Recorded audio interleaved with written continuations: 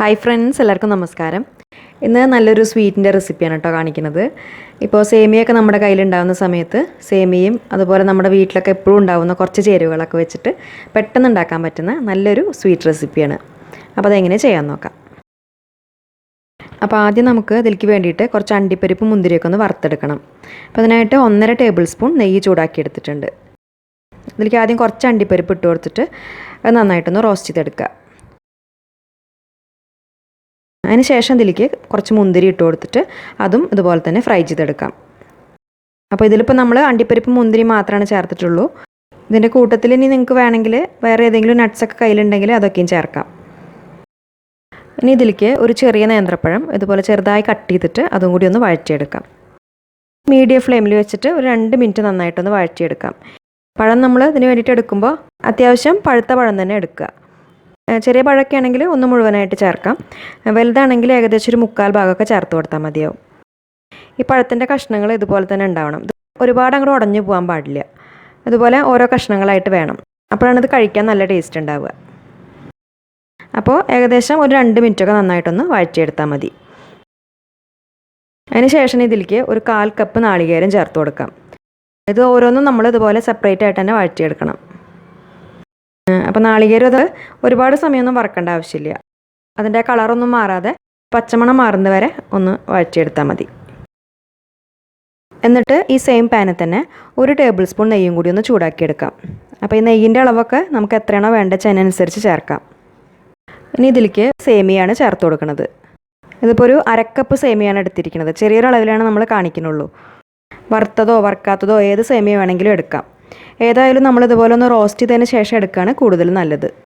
അപ്പോൾ ചെറിയ ഫ്ലെയിമിൽ വെച്ചിട്ട് ഇത് നല്ലൊരു ഗോൾഡൻ കളറാവുന്നവരെ നന്നായിട്ടൊന്ന് വറുത്തെടുക്കാം. ഇപ്പോൾ സേമിയ നന്നായിട്ട് റോസ്റ്റായി കിട്ടിയിട്ടുണ്ട്. ഇനി നമുക്കതൊന്ന് വേവിച്ചെടുക്കണം. അപ്പോൾ അതിന് വേണ്ടിയിട്ട് ഇതിലേക്ക് ആദ്യം ഒരു 1/2 കപ്പ് പാൽ ഒഴിച്ചു കൊടുക്കാം, ചൂടുള്ള പാല്. പിന്നെ അതിൻ്റെ കൂടെ തന്നെ ഒരു 1/2 കപ്പ് വെള്ളം ചേർത്ത് കൊടുക്കാം. വെള്ളം ചൂടുവെള്ളം തന്നെയാണ് ചേർത്തിരിക്കുന്നത്. ഇതിൽ പാല് ചേർക്കണം നിർബന്ധമില്ല കേട്ടോ. ചേർക്കുകയാണെങ്കിൽ കുറച്ചും കൂടി നല്ല ടേസ്റ്റ് ഉണ്ടായിരിക്കും.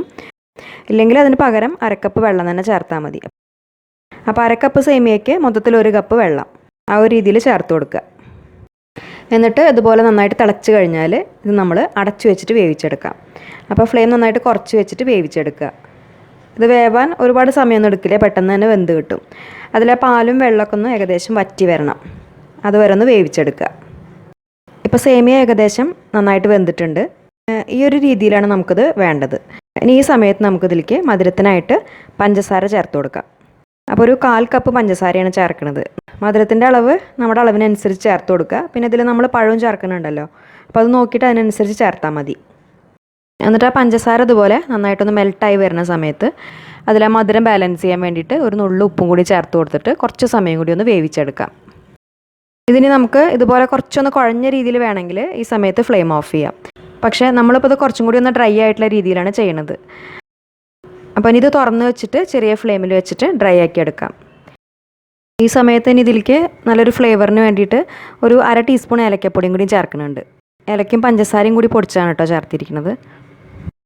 ഇതിൽ പാലും പഞ്ചസാരയൊക്കെ ചേർത്തിട്ടുള്ളതുകൊണ്ട് പെട്ടെന്ന് അടിപിടിക്കാൻ ചാൻസ് ഉണ്ട്. അപ്പോൾ ഇടയ്ക്കിടയ്ക്ക് ഇളക്കി കൊടുത്തിട്ട് ഡ്രൈ ആക്കി എടുക്കുക. എന്നിട്ട് അതിലെ വെള്ളമൊക്കെ മുഴുവനായിട്ട് വറ്റി ഈ ഒരു രീതിയിലായി കഴിയുമ്പോൾ ആ സേമിയ ഇതുപോലെ കുറച്ചൊന്ന് കട്ടയായിട്ടുള്ള രീതിയിലുണ്ടെങ്കിൽ അപ്പോൾ നമ്മൾ ഒരു ഫോർക്കോ എന്തെങ്കിലും വെച്ചിട്ട് ഇതുപോലെ ഒന്നങ്ങോട്ട് സെപ്പറേറ്റ് ചെയ്ത് കൊടുത്താൽ മതി. അതിന് ശേഷം ഇനി നമ്മൾ നേരത്തെ റോസ്റ്റ് ചെയ്ത് വെച്ചിട്ടുള്ള അണ്ടിപ്പരിപ്പും മുന്തിരിയും നാളികേരും പഴവും ഇതിലേക്ക് ചേർത്ത് കൊടുത്തിട്ട് മിക്സ് ചെയ്തെടുക്കുകയാണ് ചെയ്യുന്നത്. നല്ല ടേസ്റ്റി ആയിട്ടുള്ള ഒരു സ്വീറ്റ് റെസിപ്പിയാണിത്. സേമിയ ഉണ്ടെങ്കിൽ പെട്ടെന്ന് നമുക്കിത് ഉണ്ടാക്കാവുന്നതേ ഉള്ളൂ. ആ നട്ട്സും നാളികേരും പഴവും എല്ലാം കൂടിയിട്ട് സേമിയയുടെ കൂടെ കഴിക്കുമ്പോൾ നല്ല ടേസ്റ്റാണ്. എപ്പോഴും നമ്മൾ സേമിയ വെച്ചിട്ട് പായസമൊക്കെയാണല്ലോ ഉണ്ടാക്കുക. അപ്പോൾ ഇടയ്ക്കൊക്കെ ചെയ്ത് നോക്കാവുന്ന നല്ലൊരു സ്വീറ്റ് റെസിപ്പിയാണ്. അപ്പോൾ എല്ലാവർക്കും ഈ റെസിപ്പി ഇഷ്ടപ്പെട്ടു എന്ന് വിചാരിക്കുന്നു. എല്ലാവരും ഉണ്ടാക്കി നോക്കിയിട്ട് ഫീഡ്ബാക്സൊക്കെ അറിയിക്കൂ. പിന്നെ ഈ വീഡിയോ നിങ്ങൾക്ക് ഇഷ്ടപ്പെട്ട എന്നും പറയുന്നത് പോലെ ലൈക്ക് ചെയ്യാനും ഷെയർ ചെയ്യാനും കമൻറ്റ് ചെയ്യാനും മറക്കരുത്. അതുപോലെ നമ്മുടെ ഈ ചാനൽ ഇതുവരെ സബ്സ്ക്രൈബ് ചെയ്യാത്തവർ സബ്സ്ക്രൈബ് ചെയ്യാനും മറക്കരുത്. അപ്പോൾ ഇനി നല്ലൊരു റെസിപ്പി വീഡിയോ ആയിട്ട് വീണ്ടും കാണാം. താങ്ക്